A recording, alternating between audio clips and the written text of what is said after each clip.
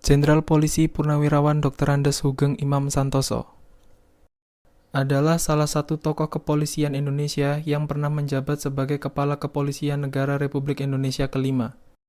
Beliau lahir pada tanggal 14 Oktober 1921 di Pekalongan, Jawa Tengah, yang saat itu masih merupakan wilayah Hindia Belanda. Sugeng terkenal sebagai polisi paling berani dan jujur di Indonesia oleh media dan masyarakat. Sugeng hidup pada era di mana banyak pejabat pemerintahan yang korup. Mantan Presiden Indonesia, Abdurrahman Wahid, pernah memuji kejujuran Sugeng dengan mengatakan bahwa hanya ada 3 polisi jujur di negeri ini. Yang pertama, polisi tidur, yang kedua, patung polisi, dan yang ketiga, Sugeng. Sugeng juga merupakan salah satu penandatanganan petisi 50. Namanya diabadikan sebagai nama Rumah Sakit Bayangkara di Mamuju dengan nama Rumah Sakit Bayangkara Sugeng Imam Santoso, dan namanya juga diabadikan sebagai stadion sepak bola di kota Pekalongan. Banyak sekali yang bisa kita teladani dari Sugeng Imam Santoso, terutama jika kita kaitkan dengan nilai core value ASN berakhlak. Nilai yang pertama adalah berorientasi pelayanan.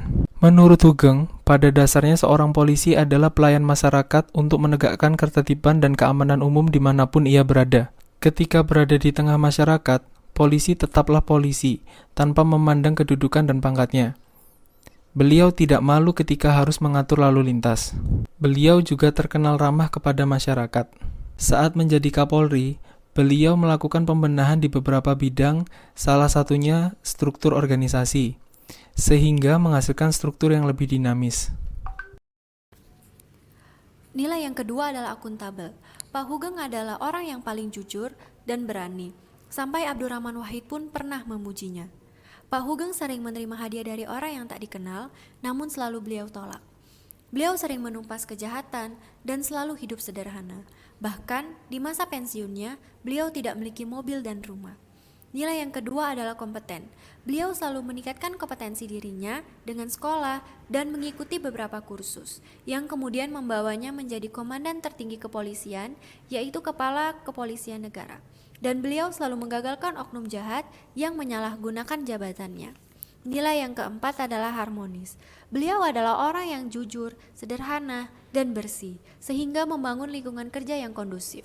Beliau adalah legenda kepolisian.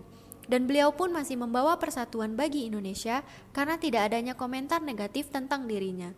Dan beliau adalah figur yang sangat dihormati bahkan setelah beliau meninggal dunia. Nilai yang kelima adalah loyal. Kesetiaan Pak Sugeng pada Indonesia dan institusinya tidak perlu ditanyakan lagi.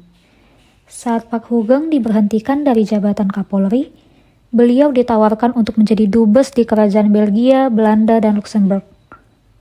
Dengan tegas, beliau menolak penugasan tersebut karena ingin mengabdikan dirinya pada Indonesia.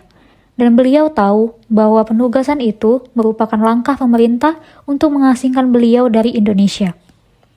Beliau ingin menjaga nama baik institusinya, yakni sebagai abdi negara yang berbakti hanya pada negaranya.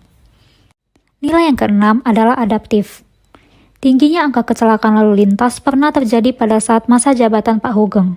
Saat itu, penggunaan sepeda motor asal Jepang tengah menjadi tren di masyarakat. Namun, hal itu berdampak pada tingginya angka kecelakaan lalu lintas.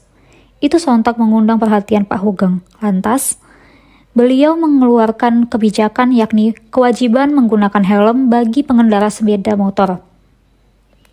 Kebijakan ini diambil beliau dengan mengadaptasi dari negara lain. Dan nilai yang ketujuh adalah kolaboratif. Dalam masa kepemimpinannya, Pak Sugeng telah mengarahkan konstitusi sebagai lembaga yang melindungi dan mengayomi masyarakat. Pak Sugeng meminta kepolisian untuk bekerja sama dan bersinergi dengan TNI dan komponen pemerintah lainnya dalam menjalankan tugas dan kewajiban sesuai dengan amanat konstitusi.